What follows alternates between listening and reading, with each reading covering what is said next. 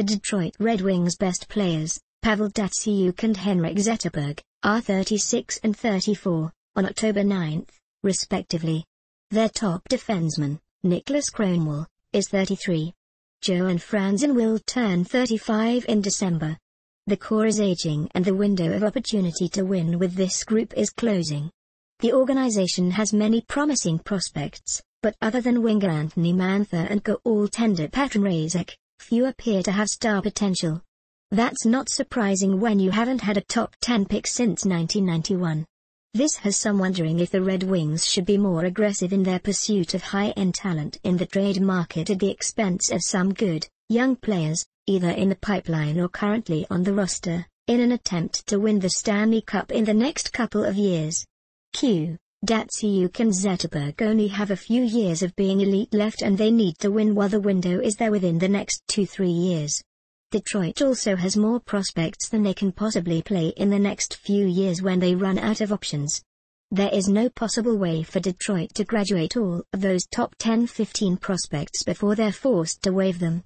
Outside of guys like Mrazek, Ryan, Sproul and Mantha, I think the rest of the talented and highly touted young guys, including Thomas, Jerko, Thomas, Tatar and Brendan Smith, should be used as trade bait.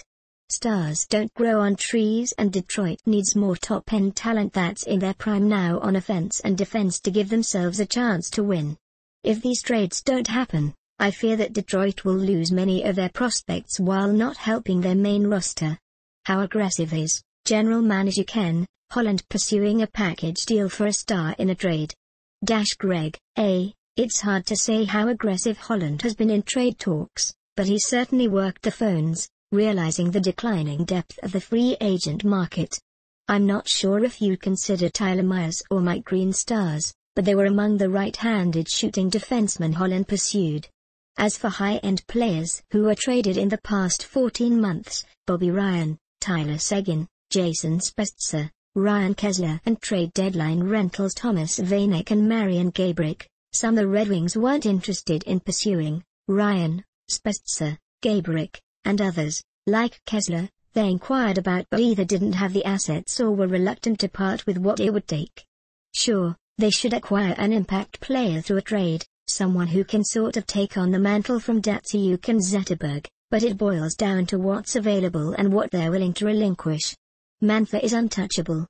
I think Mrazek is, too, since he's the goaltender of the future.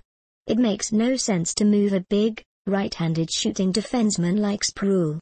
As for current roster players, I believe Gustav Nyquist is close to untouchable due to his skill and scoring ability.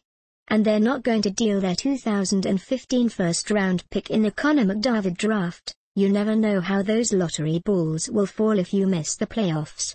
Should they package someone like Tatar, Jersey don't think they're in danger of losing any forwards they want to keep due to a lack of roster space over the next few years, but they will be facing a logjam on defense. Sproul, Xavier Ouellet, Alexei Marchenko, Matthias Backman and Nick Jensen will be out of options in 2-3 years, max. One or two of them might need to be moved in a couple of years. If the NHL expands in a few years, by up to 4 teams, some reports have speculated, they'll lose some players in the expansion draft. Or Smith with a prospect or two for a star player. Again, it depends on the return,